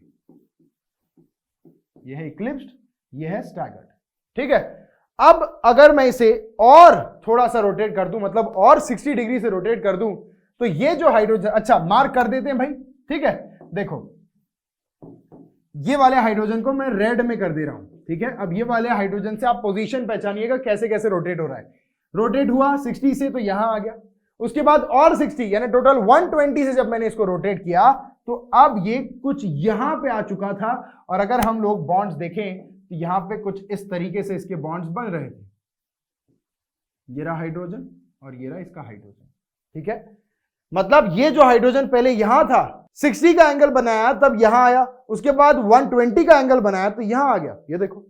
उसके बाद यदि और 60 के डिग्री से मैं इसे रोटेट कर देता हूं तो अब यहां पर, अच्छा थीटा यहां पर कितना था? 120, और प्लस 60 कर दूं तो थीटा कितना हो जाएगा? थीटा हो जाएगा 180 डिग्रीज का। और यहां पर जो हाइड्रोजन है, जो रेड वाला, वो यहां रहेगा और बाकी हाइड्रोजन इस तरीके से प्लेस हो जाएंगे। ये रहा हाइड्रोजन ये वाला, और जो रेड वाला हाइड्रोजन जिसे हमने मार्क किया था वो अब आ चुका है यहां, एकदम उल्टा। पहले यहां था, अब यहां आ गया। 180 डिग्री से रोटेट किया ना हमने, इसीलिए यहां आ गया। क्लियर बात है। अब ये वाला मॉलिक्यूल क्या है? ये भी इक्लिप्स्ड है भाई, नो डाउट।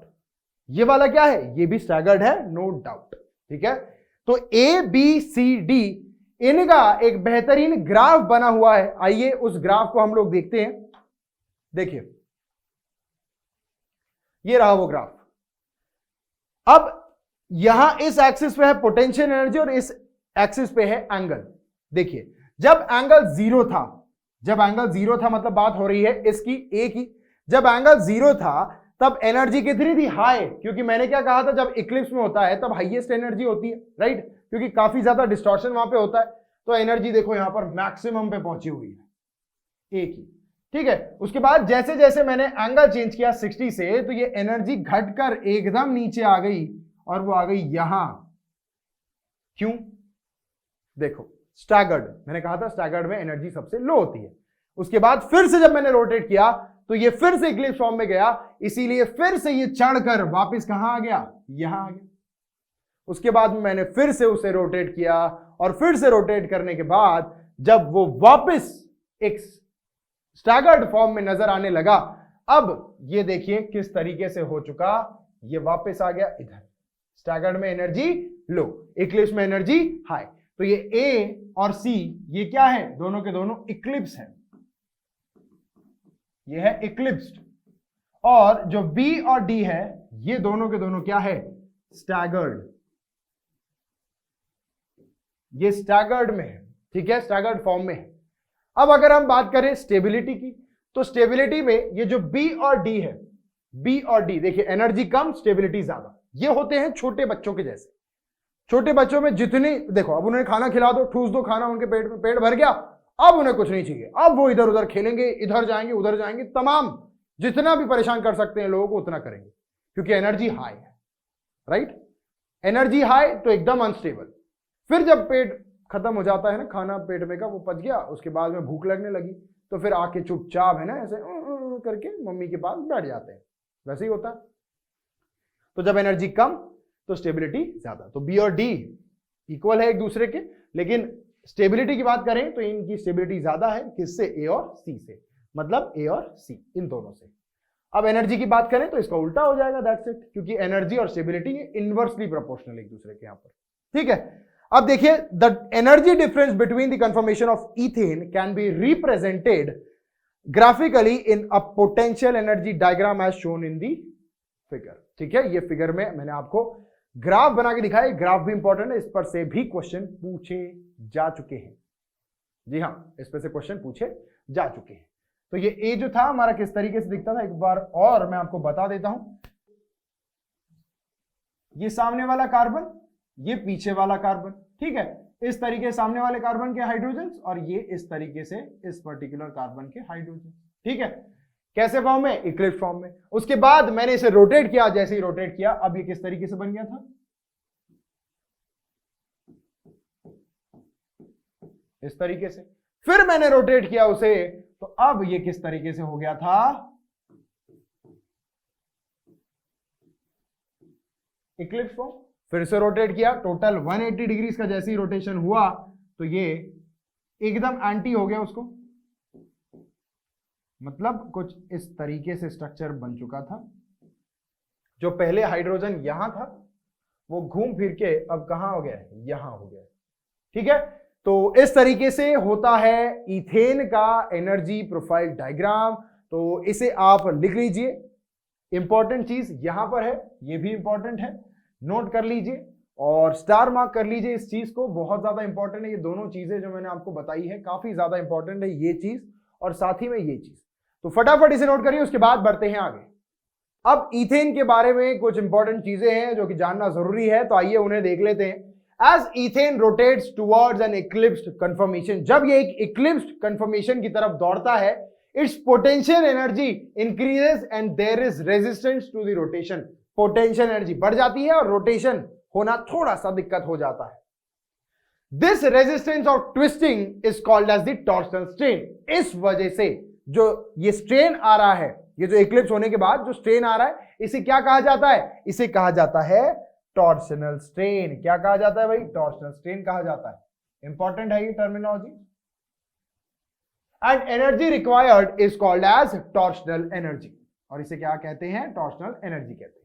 और द एनर्जी डिफरेंस होना चाहिए यहां पर, difference between eclipse and staggered conformers known as torsional energy, ठीक है। तो ये 3-4 टर्मिनोलॉजीज इंपॉर्टेंट है, आपने इसे याद रखनी है। टॉर्शनल एनर्जी क्या है? जब इक्लिप्स फॉर्म में वो आता है तो यहां पर काफी ज्यादा स्टेरिक हिंडरेंस होता है, इस वजह से क्या होता है? रोटेशन में थोड़ा दिक्कत आती है, कुछ स्ट्रेन होता है, और इस स्ट्रेन को, इस एनर्जी को कहा जाता है टॉर्शनल स्ट्रेन या फिर torsional energy. Rotation about the carbon-carbon single bond is not completely free because of the energy difference between the staggered and the eclipsed conformers. Totally free नहीं है, आराम से हो रहा है, लेकिन totally free नहीं है। क्यों? क्योंकि एनर्जी का डिफरेंस काफी ज्यादा है। अगर हम देखें इक्लिप्स्ड और अगर हम देखें स्टैगर्ड को, तो दोनों के बीच में जो एनर्जी का डिफरेंस है ये अच्छा खासा डिफरेंस है, जिसके कारण यहां पर थोड़ी सी दिक्कत होती है रोटेशन में। The eclipsed conformer is higher in energy, जैसे कि मैंने आपको बताया यहां पर इक्लिप्स्ड कन्फर्मर एनर्जी सबसे ज्यादा है। So an energy barrier must be overcome when rotation about carbon carbon bond occurs. तो इस कारण ये कह रहे हैं कि कुछ एनर्जी बैरियर तो यहां पे होगा ही जब रोटेशन हो रहा है कार्बन कार्बन के along, right. But barrier is small enough in ethane, ये इथेन में जो बैरियर है ये छोटा है, इतना नहीं है। क्यों? क्योंकि यहां पर हाइड्रोजन है, देखो हाइड्रोजन है, ये छोटे छोटे हैं बेचारे, है ना, तो इतना यहां पर डिफरेंस नहीं हो रहा है, इतनी दिक्कत यहां पे नहीं हो रही है। लेकिन अगर यहां हाइड्रोजन की जगह कोई बल्कि ग्रुप लगा दें, अभी चलो थोड़ा सा ही बल्कि कर देते हैं इसे, अगर मैं CH3 लगा दूं तो उसका एक अलग खेल है, उसके अलग स्ट्रक्चर्स यहां पे बनेंगे, जो कि मैं अभी थोड़े टाइम में आपको वो बताऊंगा। लेकिन बात तो साफ है, हाइड्रोजन में यहां पर ज्यादा दिक्कत नहीं हो रही है, लेकिन ज्यादा दिक्कत नहीं हो रही। लेकिन जब इनका साइज बढ़ जाता है तो स्ट्रेन बहुत ज्यादा आता है। यहां पर कितना हो रहा है? यहां पे लगभग 12 किलो जूल पर मोल यहां पे हो रहा है। To allow the conformers to interconvert millions of time per second at room temperature, notice that the staggered conformers are at energy minima whereas the eclipsed conformers are at the energy maxima। ठीक है, इसे कहते हैं minima, किसकी मां? Mini की मां। तो मिनी की मां को क्या कहते हैं? मिनिमा कहते हैं। और मैक्सी की मां को क्या कहते हैं? मैक्सिमा। और मीना की मां को क्या कहते हैं? मीनामा। चलो ठीक है, तो हो गया मजाक। अब देख लीजिए यहां पर, फटाफट से इसे नोट कर रही है, क्या इंपॉर्टेंट चीजें मैंने बताई है उसे ध्यान में रखिए, उसके बाद बढ़ते हैं आगे।